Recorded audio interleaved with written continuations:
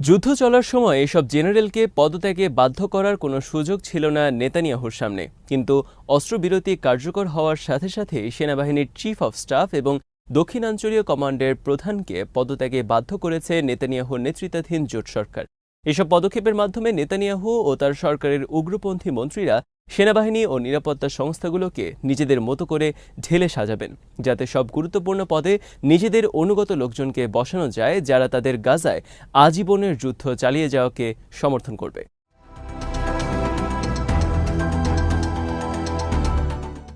ইসরায়েলের উগ্রপন্থী অর্থমন্ত্রী বেজালেল স্মোট্রিচের কথা তিনি বলেছেন, আমি প্রধানমন্ত্রী নেতানিয়াহুর কাছ থেকে ইতোমধ্যেই এই অঙ্গীকার আদায় করেছি, ইসরায়েল আবারও গাজায় ফিরে যাবে এবং হামাসকে ধ্বংস করবে। স্মোট্রিচ সরকারের কৌশলগত পরামর্শদাতা। তিনি হামাসের ৭ অক্টোবরের হামলায় নিহতদের মধ্যে নেতানিয়াহুর সমর্থক পরিবারগুলোর সাথে গোপন বৈঠক করেছেন।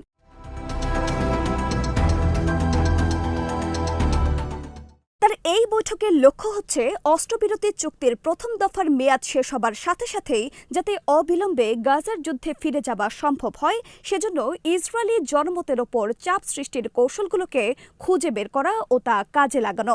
এর মাধ্যমে ইসরায়েলি ও আন্তর্জাতিক জনমতকে অস্ত্রবিরতি চুক্তি ভেঙে যাওয়াকে মেনে নিতে মানসিকভাবে প্রস্তুত করা।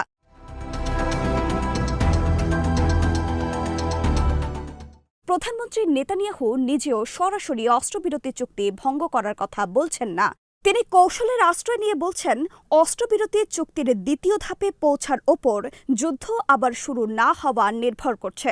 তার এই বক্তব্যের অর্থই হচ্ছে, যুদ্ধবিরতির দ্বিতীয় ধাপের আলোচনার পথকে তারা নিজেরাই কঠিন করে তুলবেন, যাতে আলোচনা ভেঙে দিয়ে আবার যুদ্ধ শুরু করা যায়।